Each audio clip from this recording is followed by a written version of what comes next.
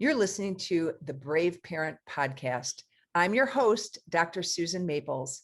I'm here for all parents who deeply love their children and want their health span to equal their lifespan. In other words, to be healthy their entire lives.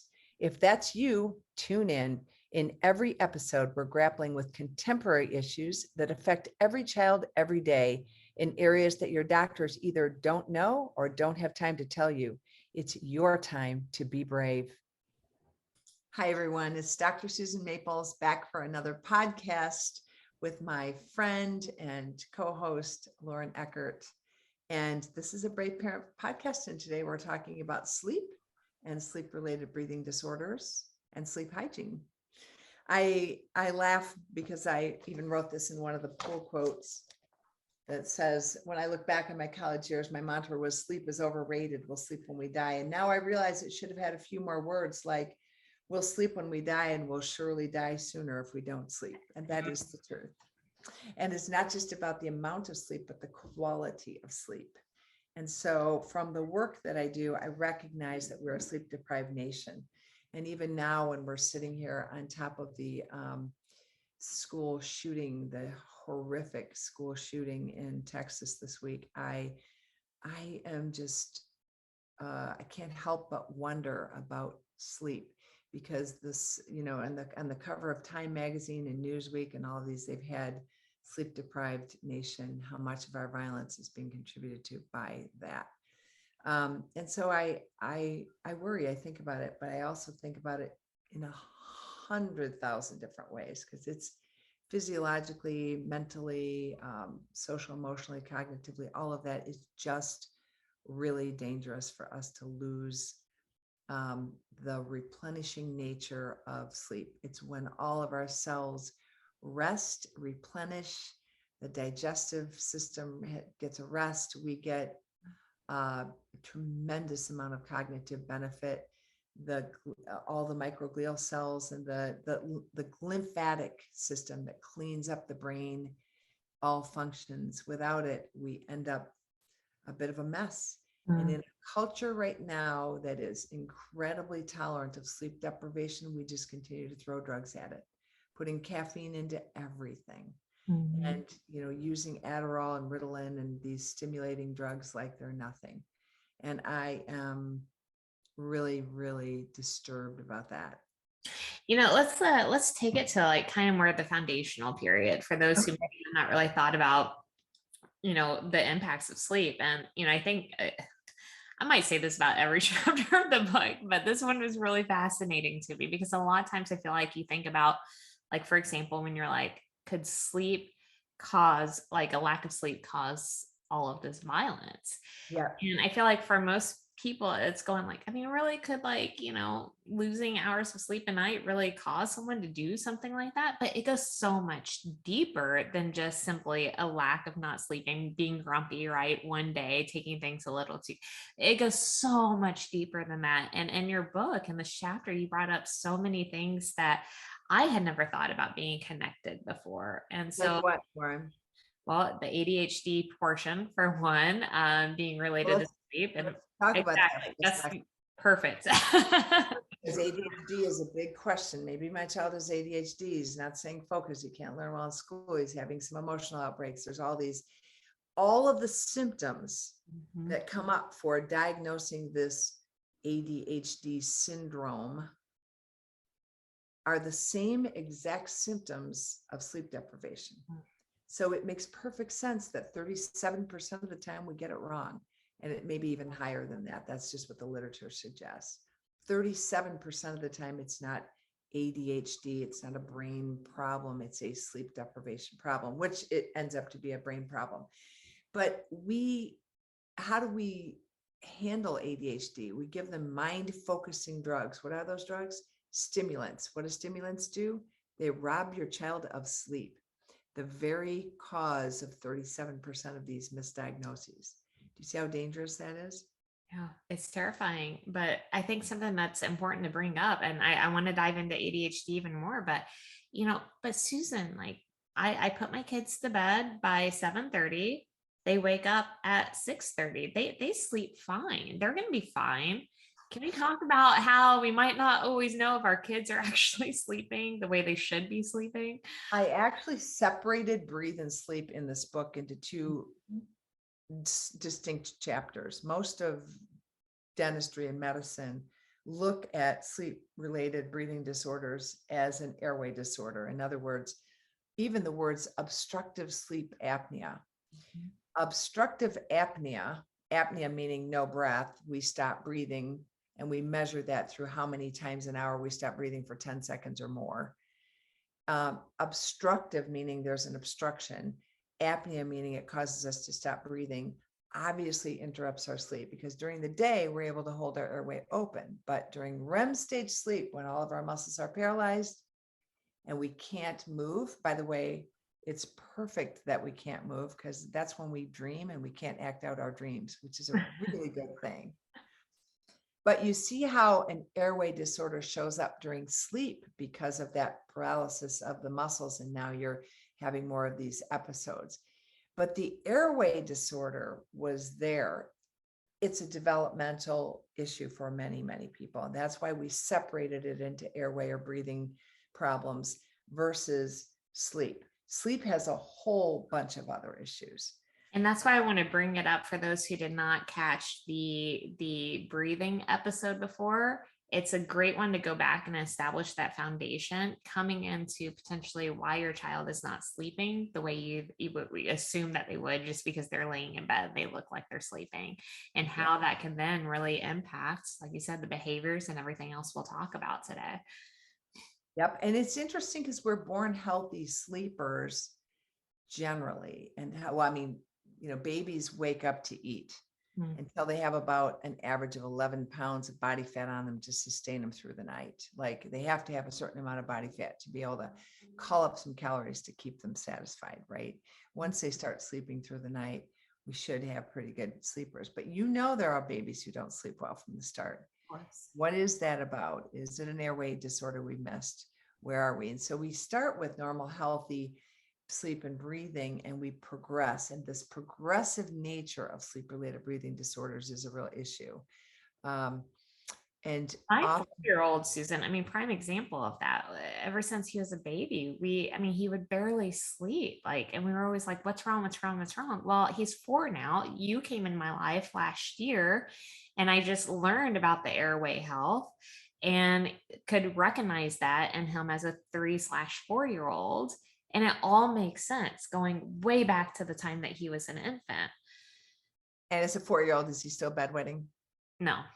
So he's done with that. Yes, that's often a sign, right, of a sleep-related breathing disorder. Yeah. Interestingly enough, sleep studies for kids are a little bit of a misnomer, because we'll talk about upper airway resistance syndrome versus obstructive sleep apnea. Maybe this is a good time to talk about it, but we seem to see a progression. And here's why. If you ever had a sleep study, most of us stop breathing at some point during the night. And the question is, how many times and for how long?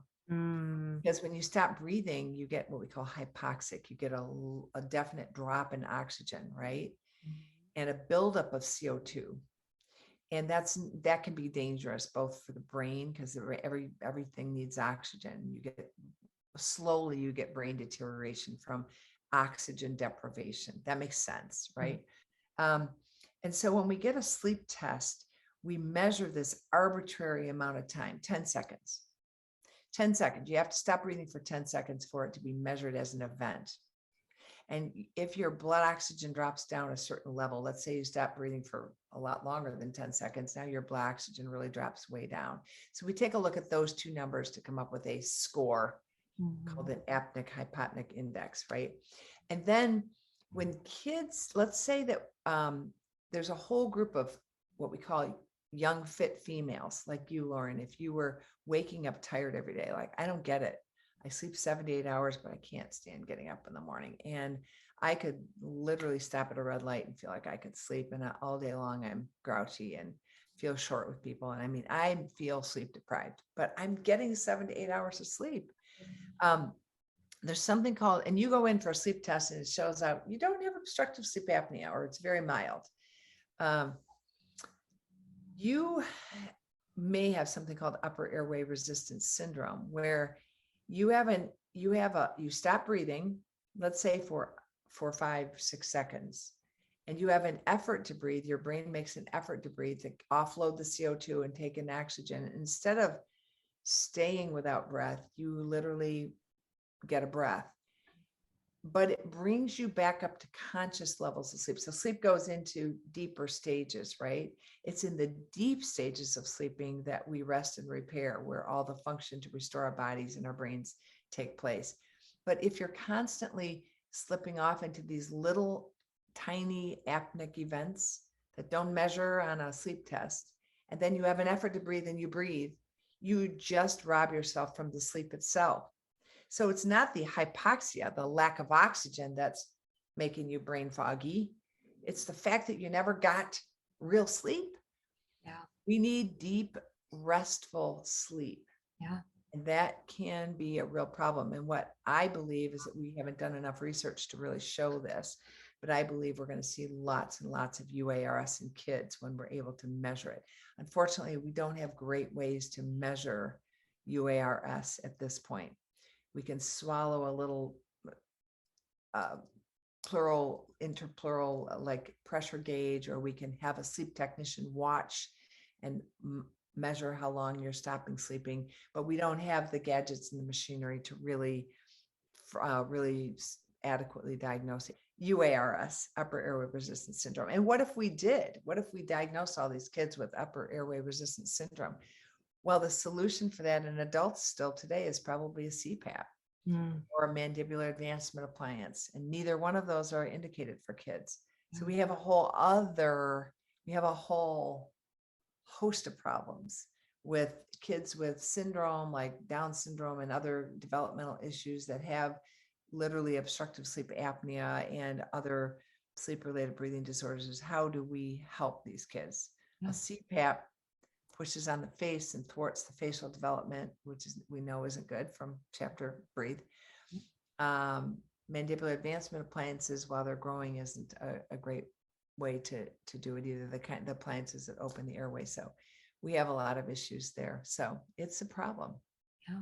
It's a lot to think about as a parent. That's a heavy subject, UARS, and I kind of introduced it early here. No, it's great. I mean, it's important though, as again, parents to realize how real of a risk that is for our children and how that will impact them throughout their entire life. And it's so important to identify it now for those exact reasons.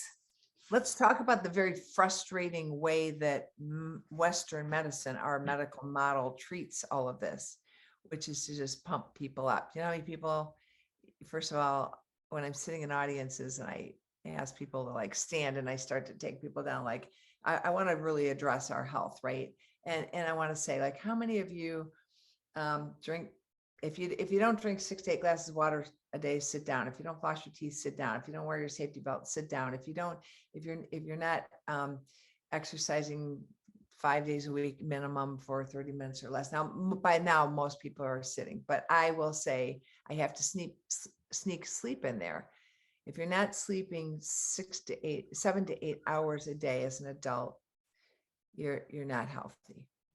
And how many of you are, I'll say this, going to sleep without a drug and waking up without a drug? If you're taking drugs to go to sleep and wake up, sit down. Nobody sits down on that. Then I say, hello, caffeine. Because guess what? 73% of kids 6 to 12 drink caffeine, and 96% of adults. And if I ask my patients, why so much caffeine? I need it. Why do you need it? First of all, a drug that you're taking that much and that often loses its efficacy. So it's probably not very effective for you. So you perceive that you're always sleeping, you need some caffeine. Second of all, caffeine, think about this. Caffeine doesn't give you energy. You get energy from your food source. There's no source of calories there, right? Yeah. It steals energy from your food sources by ramping up your neurologic system, but it also wears off and lets you down, leaving you sleepier than you were before. Yeah. So it's a vicious cycle. And it is interesting because as kids, they usually connect with it more for the sweetness, right? Like that's what they're doing. But the impact is, I mean, the sugar, sure, but then the caffeine too. The caffeine is a way for the food and drug manufacturer, food and beverage manufacturers to get us hooked. Mm, It's an addictive substance. It's a white powder. It's a drug. We yeah. put it into stuff, all kinds of stuff, and it's just a shitty way to I guess distract your brain, because what it does is it interrupts adenosine, which is a natural sleep hormone that your brain gives off so that when you're sleepy, you'll sleep. Mm, If you're taking this anytime after 2 o'clock in the afternoon, you're in trouble. yeah. And if you've got your kids on Ritalin for ADHD, and if they're or Adderall, and if they're dosing it, so they're taking an afternoon portion of this, absolutely stop, because you're interrupting their sleep quality. Yeah. Yeah. Oh, I was talking to a mom at an event the other day for our kids, and she has 3 boys, and she was like, the first one, I was like, anti, anything sweet, Capri Suns, no, Cheetos, no, like none of that. She goes, by the time I got to the third one, because her kid's over there like slamming a Pepsi, and he's 7 years old. And sure. she's like, I just don't even care anymore. And she's like, it's just fine. It's just a soda. And I'm like, here's a book. You should read this book. But I mean, like, we don't think about that, right? We don't think about the caffeine portion. It is truly in our mind. I feel like for a lot of us parents, it's thinking about the sugar, like, oh, okay, sugars, like we got to limit that.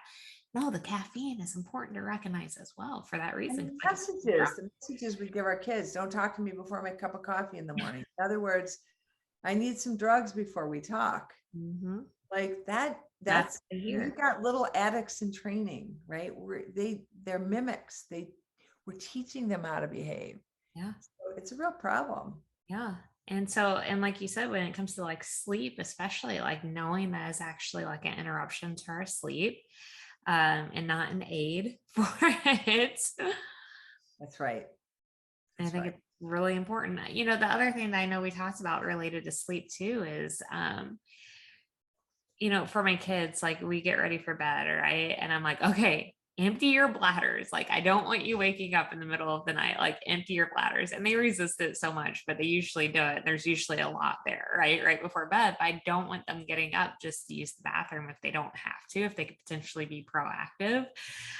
So I would love to talk about like all of that, like sleep hygiene in general, and how to really continually, create that better environment for the kids to fall asleep in. It's interesting that bedwetting is a sleep symptom, and a lot of adults, even, they'll say like, well, I don't wake up, and I wake up a few times in the night to pee. Well, you shouldn't have to do that.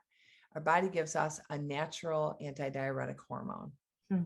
And when you wake up, like if you're lifting yourself up to conscious sleep, I mean, not consciousness, if you're lifting yourself up out of deep sleep, like we talked about with upper airway resistance syndrome, your bladder fills. So you're literally getting a full bladder because you're not sleeping. It's not the bladder that interrupts your sleep. It's the sleep problem that fills your bladder. So you see how that's a little tricky? So eye-opening as Yeah. someone who So wakes up bedwetting for to go kids, potty twice a day, twice a night. bedwetting for kids Wow. is that symptom. But sleep hygiene, I find this really interesting. First of all, bedtimes.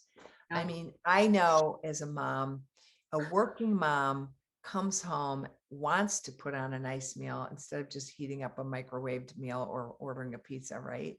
Yeah. You got a little time and prep involved in putting on a healthy meal and sitting down together, and now you got homework to help with, and you got chores and all that stuff, and you want to spend some quality time with your kids.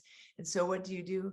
You postpone their bedtime because you feel guilty, Mhm. which I get.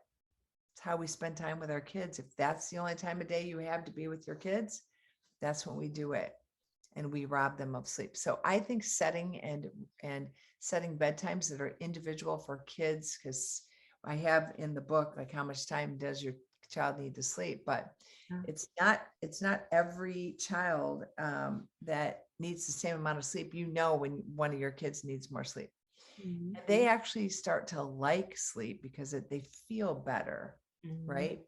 Waking up with an alarm clock is really a problem. If we can have kids wake up naturally before their alarm, or we set the alarm outside of their room and go in and gently sit and wake them when they have to get up for school, and you realize they're dead tired. They need more sleep, Yeah. You right? know, another interesting thing that I'd like to hit on, and like kind of recent, that maybe things to experiment with, or maybe the why behind it. But I remember early on when the kids were even younger, experimenting with bedtimes, because it's always the question, right? Like, should we keep them up? Like, as they get older, do we go 30 minutes later before they go to bed, etc.? And one thing that I remember being fascinated by at different points of their growth is that sometimes if we experimented with earlier bedtime, they would sleep for longer. And it's like if we try to go later, they were fighting that, right? And they were staying up, and so it was so interesting. There was this period of like really nailing that Sweet perfect spot. yeah. Because a lot of times I feel like we think if we keep them up later, they're going to sleep in later for the mornings that we need them to sleep in late. And it doesn't work that way. Sometimes if we actually put them to bed earlier, they'll end up fully getting that rest that they need. And it's very interesting how that works. I was influenced a lot by Jim Fay. I've mentioned him several Yeah. times in the book, but he said something that I'll never forget. You can't force any animal or human to sleep. You can just provide a sanctuary for sleeping and a time for sleeping. Of that. And he said that the whole idea that it's not bedtime, it's bedroom time. Mhm. It's time for you to go to your bedroom. And we teach them the skills um, to wind down. Mhm. Parents who get stuck in like, I'm going to sleep with you every night till you fall asleep. Now the parent falls asleep too, and then they have to wake up and start to clean up dishes and do the things that they do, and then they're sleep deprived. Like, I think it's okay to do some rituals, to sit down and like, let's put our worries away. Let's say a prayer. Let's do what we do. Let's give gratitude. Let's do our thing. We read a book together, and now I'm going to let you be. And if you're not tired, you've got a book. What we don't want is electronics, right? We don't want screen lights in their face, Yeah. because we'll talk about sleep hygiene in just a minute, about preparing that sanctuary. But the idea of saying it's bedroom time, that means you stay in your bedroom and go to sleep when you're ready. And I'm going to finish up my things because I need my own bedroom time. Like, I'm just going to finish up a few things, and I want to get really good sleep. I value it. I can't wait. Bed is beautiful. I love my bed. I'm ready for bed. Yes.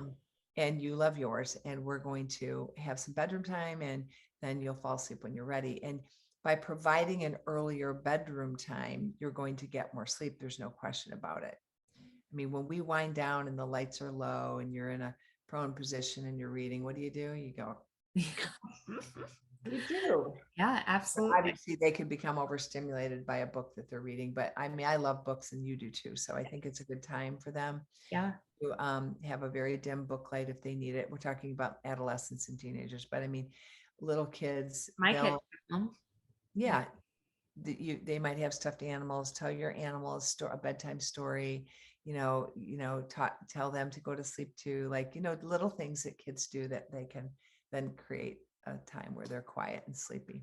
Absolutely. It's been a game changer for us because it does help them stay in the room, like having those little like clip lighter lights on their bed, and they love being able to control them, and they'll just read books and then they'll turn it off and they'll go to sleep. And it's been a huge game changer for But us. not TVs, No, not TVs, tablets, nope, nothing in there. noise, no bright screens, Nope. no stimulating. Yeah, yeah, And the yeah. lights are the soft lights, like enough to help them read, and that's it. And it's been huge. And I like these little pre-bedtime routines, right? Mhm. That you do that are sort of special to them.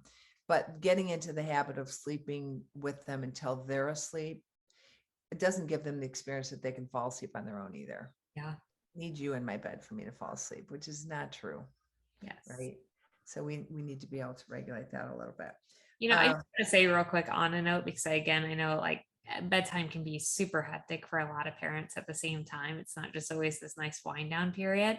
I think leaning into that as a parent too is super important to do, because the kids react differently when I'm treating bedtime like a to-do, like, okay, we have to do XYZ to get to this point. And so I can go and have like my break, right? It's my mental break. The times that I lean into it, even when I'm exhausted, and truly just try to appreciate the books that we read and, all of the routines that we do, they lean into it. And it's just this calmer environment Yeah, altogether. So love really it. setting that is important as well. And I think as you're dimming your lights, because we incandescent light, Thomas Edison was not a big person on sleep. He truly believed, and I wrote about it in here, that we do better with less sleep, and he was wrong. That's okay. He was right about a lot of things, like Yeah, how to he could make. be wrong about something. But yeah, but the whole idea that we are amping ourselves up by incandescent light, like when the light falls, we should mimic that in our homes. Put dimmers on your lights, turn off the TV, get the bright lights out of the room. Like, let's wind down, knowing that light makes a difference. And then another thing that I think is really important is stay away from violent content, even like scary stories that you tell, spooky stories. That seems to make a difference in the literature. They talk about that. We talked about caffeine. Cool the house down. Mm-hmm. I think ideally we should have our thermostats about 65 degrees, believe it or not. And that becomes a really nice sleeping temperature. Now, many of you go, that's way too cold for me. Put more blankets on the bed. It's true that we should be breathing in cooler air and that we should be in a cooler environment. And if you need more warmth, you can add it. But for babies, even sleeping in a room that's too warm is associated with a higher incidence of sudden infant death syndrome. So it's really important that we consider the room temperature to be a healthful. Quiet, dark. I know that we start to talk to kids. We introduce words like the boogeyman or like scary, and so the idea that you'd have a light on so you could see someone makes them almost anticipate something. So night lights are not, if you feel like you need a night light or your child needs one, think about the messages you've given them. Because we really do want a very dark, cool, and quiet environment for the best sleeping. So you never want to like fall asleep with your TV on. It's exactly what you don't want, right?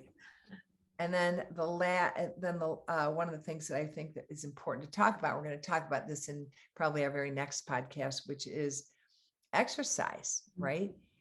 We want to make sure kids are getting enough exercise. We are wired to move. And if they haven't had adequate exercise that day, they will literally not get good sleep. Yes. So we need to figure out how to set good examples and help them foster daily exercise that's a good elixir for good rest and relaxation.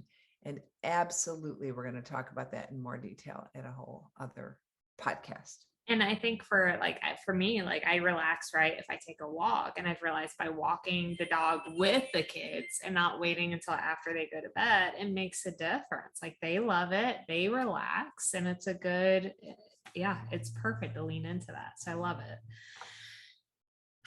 That's such good information. What I love about it is that it's also important. It's, yes, very helpful as a parent for our kids, but it's also helpful for us as the parents for how do we get better sleep? Because that's something you hear a lot of parents talk about, right? Is how, kids steal your sleep. Well, let me ask you a question. When you or your family is going through a tough, difficult situation, you've been through some difficult situations as a family, you've moved a lot, you've had a lot of change up in various things, right? It goes back to the worry section of Feel and Think. Do your kids bring their worries to bed? Can you tell that if they're worried, they're not sleeping as well, or has that not been a factor? At 4 and 6, I feel like it's a little harder to tell right now. I feel like I can actually see it a little bit more in the 4-year-old because he's pretty expressive, and it comes more through his behavior, how he's acting up right before bed has usually been like some sort of reflection of something that was encountered earlier that day. But we really haven't done the worry aspect yet. And sometimes some kids are more warriors than others, right? Yes. You Yes. need to let them help them let it go. Yes. You know, 100%. where the worries will still be there tomorrow. We can recollect them, but we need this time for them not to be there. And I think that can become a habit. You know that you can train your brain, right? To focus on Neuroplasticity. Learn that from you. not just neuroplasticity, but the whole idea that we can train our brains to calm, Mm, right? To focus on other people and service to them. And we can focus on gratitude. We can focus on all kinds of ways to use our breath to calm ourselves. One of the things I like is to maybe take a worry box and have them write down their worries, or you can write it for them or draw a picture, put it in the worry box well before bedtime. Say, let's leave it here. I love that. See that you have that. I was talking to a little kid in my practice, a new patient to us, and I was talking to him about his sleep and his worries. And he was a competitive little soccer player, and he gets very worried. And I said, well, what about establishing a worry, making a worry box? And then at the end, he goes, you're a dentist, right? Why are you talking to me about all this stuff on sleep and worry? I said, do you like it? He said, yeah, I like it. It was really cute. But anyway, just try to find that way that we can, try to put those things aside, and then establish bedtime routines that are about relaxation, forward thinking, and thinking about opportunities that we might have for tomorrow to be kind to someone, or to do a favor for someone, or what are some of the things that bring positive energy into their life, rather than let's reflect back on today and the worry that you're having. That's an awful time to be thinking about the worry. It's more important to be future focused, which is the the present moment, about being here now, and this wonderful moment, and what wonderful opportunities we're going to have to look forward to tomorrow, and or gratitude, what we're grateful for. So some of those things, rather than this is the only time I've had with my child and I want to hear about what happened at school today, and I know you were really upset. I'm sorry we got that call from your teacher. Let's talk about it. Not necessarily the best time to do it. Totally agree. Yeah. Totally agree. So, well, if you have any questions for Dr. Susan Maples on the topic of sleep, and you are watching on Instagram and Facebook, please feel free to drop those in the comments. And thank you for joining us on an incredible episode. One of my favorites. thank you. Yeah, it's a huge area. And when you start to see your kids sleep better, and you start to see their mood turn around, and they're not struggling with weight gain and depression and all of that, it just makes you feel so great. You're like, you really got to the bottom of it. I'll end by saying this: if I'm going bowling, what pin do I want to hit? I'm bowling right down the center because I want the king pin that knocks out 9 other pins. If you can tackle a sleep problem with your child, you literally are tackling at least 9 other big things that are showing up in their life. So I know that's a big challenge, but I'm here for you. So if you have any personal desire to get to the bottom of something we haven't covered in the book, or you haven't learned on this podcast, we'll be bringing on more experts on sleep to talk later, but certainly feel free to reach out to me, and I look forward to talking to you. All right. We'll see you next time. Thanks. Bye, everyone. Bye. Thank you for listening to the Brave Parent Podcast with your host, Dr. Susan Maples, author of Brave Parent, and Lauren Eckert, founder of Burning Soul Press. Be sure to leave a podcast review and grab your copy of Brave Parent on Amazon or Audible, or wherever you prefer to buy your books. Bye for now.